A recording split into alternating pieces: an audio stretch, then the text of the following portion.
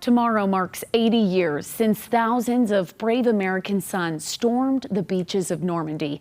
Good evening and welcome here to ABC4 News at 10 o'clock. I'm Sarah Murphy. We want to thank you for joining us here this evening. Right now, ceremonies are beginning in France to mark the 80th anniversary of D-Day.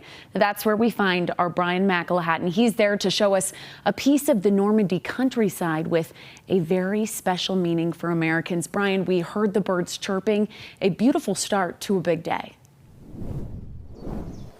Indeed it is, Sarah. Good morning to you from Normandy, France. It's just a little after 6 here in the French countryside. This is the Normandy American Cemetery. It is a beautiful piece of land just steps away from Omaha Beach. We're getting ready to go through security because President Biden will be speaking here in a little bit, along with a group of World War II veterans, some of the last remaining World War II veterans. They are here to take all of this in. But before all of that happens, I want to show you around the cemetery here and introduce you to two people who have made it their mission to make sure the 9,000 Americans buried here will never be forgotten.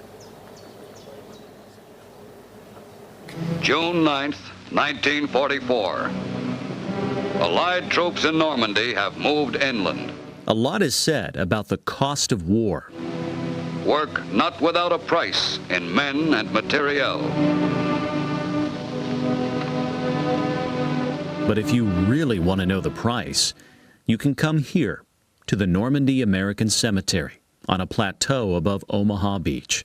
172 acres of reminders, the war receipts. We commemorate 9,388 service members buried here. Scott Desjardins is the superintendent. These were men who some of them didn't even know where France was.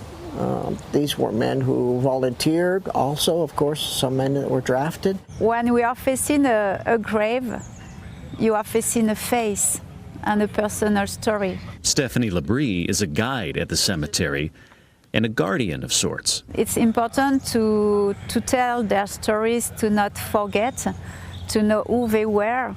There's General Theodore Roosevelt Jr., the oldest son of Teddy Roosevelt. A father and son, Colonel Ollie Reed and First Lieutenant Ollie Reed Jr. And a civilian, Elizabeth Ann Richardson.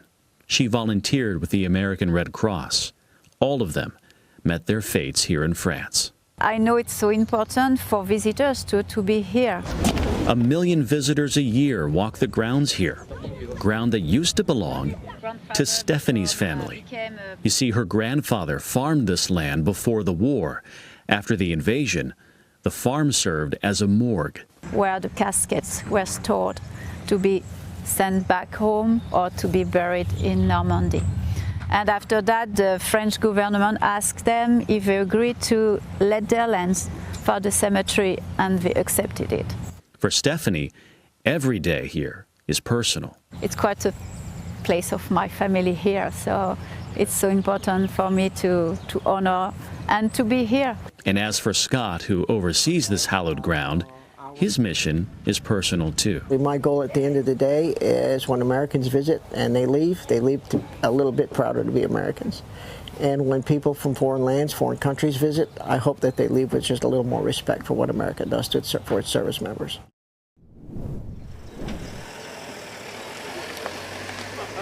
They are on a mission to make sure America's war dead here are never forgotten.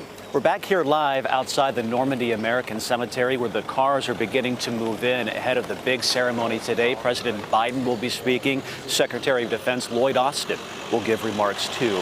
Visitors and dignitaries from all around the world are gathering here. And I want you to know that if you ever make it to France, you can come here as well. It's free of charge, open 7 days a week. You can come and reflect on what sacrifice means. We're live in Normandy for you. Brian McElhatton, ABC4. Sarah, back to you. All right, thank you, Brian. We are, of course, looking forward to continuing to follow along on your D-Day coverage and how the world is marking this historic day. We'll see you right back here tomorrow night.